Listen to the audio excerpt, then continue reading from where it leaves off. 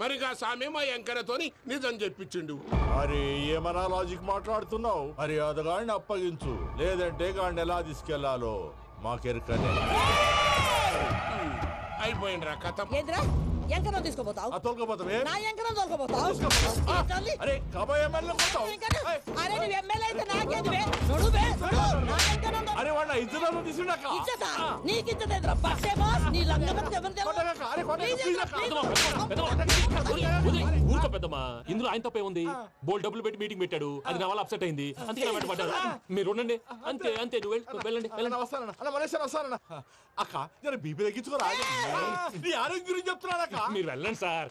పెద్దమ్మా అతను చెప్పింది నిజమే, నువ్వు కొంచెం బీపీ తగ్గించుకోవాలి. గట్లనే తక్కువ చేసుకుంటా. ఏంది భయ నారాయణ ఊరుకూరుకొని రమ్మంటివి? మన ఎంకరకి పెళ్లి గిట్లు ఏమైనా సెటిల్ అయిందా? వీడికి ఇంకా పెళ్లి అవ్వదన్నా. అందుకే మేము ఇద్దరం కలిసి పుణ్యక్షేత్రాలకు పోదాం అనుకుంటున్నాం. ఆ విషయం నీతో చెబుదామని. ఏం మాటలు బాబాయ్? లేకపోతే ఏంట్రా, మీ నాన్న పోతూ పోతూ నిన్ను నా చేతిలో పెట్టిపోయాడు. ఇప్పుడు ఆ బాధ్యత పెద్ద బరువు అయిపోయింది. అరే ఇప్పుడు ఏమైందని? ఎంకన్నను బంగారం లెక్క పెంచితివి. పెంచితే సరిపోతుందా? వీడికి 20 సంవత్సరాల వయసు వచ్చినప్పటి నుంచి సంబంధాలు చూస్తున్నాం. మొదట్లో వర్షాకాలంలో వర్షాలలాగా విపరీతంగా వచ్చాయి, తర్వాత ఎండాకాలంలో వర్షంలాగా అప్పుడప్పుడు వచ్చాయి. ఇప్పుడు కరువు వచ్చినట్టు అసలు రావడమే మానేసి. బాబాయ్ జీవితం తోట లాంటిది, అందులో మనం తోటకూర లాంటి వాళ్ళం. తోటకూరతో పప్పు చేసుకోవచ్చు, వేపుడు చేసుకోవచ్చు, అంతేగాని రసం సాంబార్ చేసుకోలేం కదా. సంబంధం గురించి మాట్లాడుతుంటే సంబంధం లేకుండా మాట్లాడతావేంట్రా? సంబంధం ఉంది పిన్ని. నా డ్రీమ్ గర్ల్ కనిపించే వరకు పెళ్లి చేసుకోవాలని చెప్పాను కదా. నా చిన్నప్పటి నుంచి ఏ మాట చెబుతున్నాడు. ఆ డ్రీమ్ గర్ల్ ఎక్కడుందో ఎలా తెలుస్తుంది? నాకు తెలుస్తుంది. తుఫాన్ వచ్చే ముందు హెచ్చరికలాగా ఆ అమ్మాయి ఎదురుపడినప్పుడు నాలో కొన్ని కదలికలు వస్తాయి. తను నా దగ్గరకు వస్తుంటే గాలిలో గులాబీ పూలు వాసన వస్తుంది. అంతెందుకు, ఆకాశంలో సూర్యుడు 1000 రెట్ల కాంతితో నా పక్కన నిలబడినట్టుంటుంది. సూర్యుడు పక్కన నుంచుంటే కనిపించేది అమ్మాయి కాదు, యముడు. నీ ఫ్రస్ట్రేషన్ నాకు అర్థమైంది. ఒక విధంగా పెళ్లి లేట్ అవడం మన మంచికే. మంచిగా? మరి ఇప్పుడు మన ఇంటికి వచ్చేది కోడిపిల్ల కాదు, ఆడపిల్ల. కోటి ఆశలతో వస్తుంది. అందుకే ఆమెకి ఏ ఇబ్బంది లేకుండా ఫ్లాట్ తో పాటు ఫర్నిచర్ కూడా కొన్నాను. రేపు నానో కారు కూడా వచ్చేస్తుంది. ఇప్పుడు నేను పెళ్లికి రెడీ. జస్ట్ నా డ్రీమ్ గర్ల్ కనపడమే లేటు. చూసావా అన్న, ఎక్కడికి వెళ్ళా మళ్ళీ ఆ డ్రీమ్ గర్ల్ దగ్గరికే వస్తాడు. వీడికి జన్మలో పెళ్ళేయట్లేదు. ఇక మన పోదాం పదవే. నువ్వు పరిశ్రమ కుక. మన ఎంకన్న జాతకంలో దోషం గిట్లుందేమో జర చూపిద్దాం.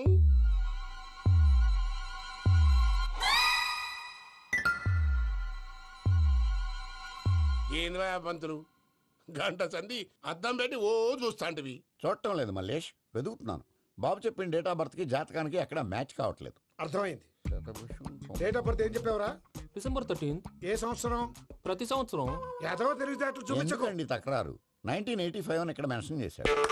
బాబు ఏంటి అలా కొట్టుకుంటున్నాడు? అబద్ధం చెప్పినప్పుడల్లా అలా కొట్టుకుంటాడండి. నిజం చెప్తే నేను ఎవరైనా కొడతారా? Why are you wasting my time? అసలు విషయం నేను చెప్తాను పంతులు గారు. మీరు ఆగండి, నేను చెప్తాను. ఏంటి అప్పుడు పుట్టావా? అప్పుడు పుట్టకూడదండి. ఎప్పుడైనా పుట్టొచ్చు. ఈ డేట్ అయినా కరెక్టేనా? నేను అబద్ధం ఎప్పుడు ఒకసారి చెప్తాను. ఓహో అదొకటి ఉందన్నమాట. ఎప్పుడు సెట్ అయింది? అయితే నా డ్రీమ్ గర్ల్ తో మ్యాచ్ సెట్ అయిపోద్దా? గ్రహాలన్నీ ధర్నా చేసినట్టు ఒకే రూమ్ లో ఉండిపోయినాయి. క్లమ్జీగా ఉంది. పోనీ డేట్ ఇంకోసారి చెప్పంటారా? నో నీడ్ మా. అయితే పెళ్ళప్పుడు చెప్పండి. పోలవరం ప్రాజెక్ట్ లాగే నీ జాతకంలో కూడా క్లారిటీ లేదు రాజా. పలాసా గారు, మీకు చూడటం రాదని చెప్పండి. అంతేగాని మిడిమిడి జ్ఞానంతో జాతకం చెప్పి ఓ పసివాడి జీవితంతో ఆడుకోవద్దు. బాబుకి ఆవేశం ఎక్కువ. పసివాడు అని పెద్ద పెద్ద పదాలు వాడుతున్నాడు. నన్నే శంకిస్తున్నాడు మల్లేష్.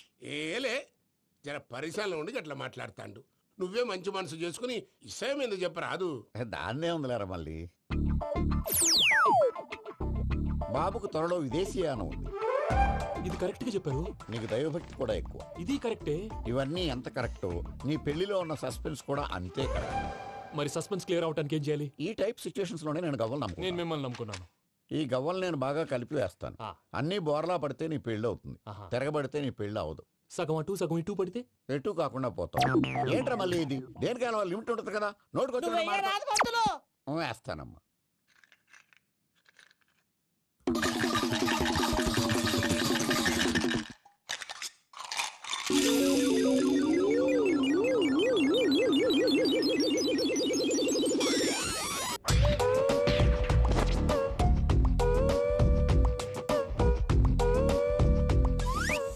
పోదకూడదు బాబు.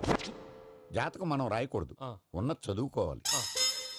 దీని అర్థమైంది పంతులు గారు. మీవాడు కూడా ఈ గవ్వలాగే ఒంటరిగా మిగిలిపోవచ్చు. అలాంటి మాటలు అనొద్దు పంతులు గారు, ఇంకోసారి ట్రై చేయండి. తప్పు బాబు. సృష్టికి విరుద్ధంగా ఏ పని చేయకూడదు. అది కాదు, ఇంతకు మీరు సరిగ్గా కలపలేదు. ఏం పెద్దమ్మా? పిల్లగాడు చెప్తున్నాడు కదా, ఇంకో పాలంటే ఆవేశపడకండమ్మా, అలాగే వేద్దాం. ఏముంది ఇందులో? ఒకసారి కాపాడుతు వేస్తున్నాడు.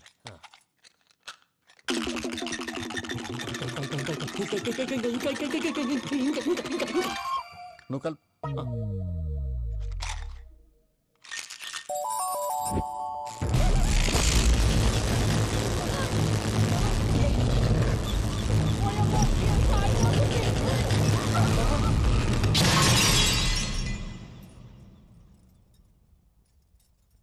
చూసావా, ప్రకృతి విరుద్ధమైన పనులు చేస్తే ఎలాంటి ఫలితాలు వస్తాయో. దానికి దీనికి సంబంధం ఏంటండి?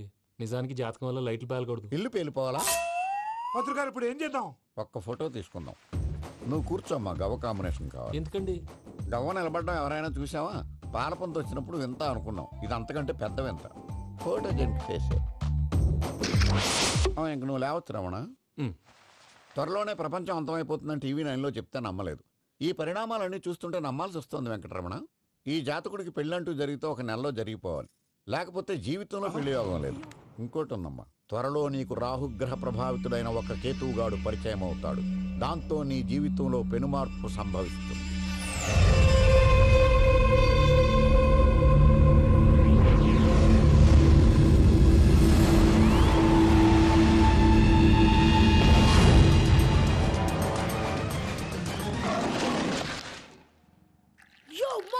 నేను కొత్త మ్యాజిక్ ట్రిక్ నేర్చుకున్నాను. ఏంట్రా అది? First give me 1 egg.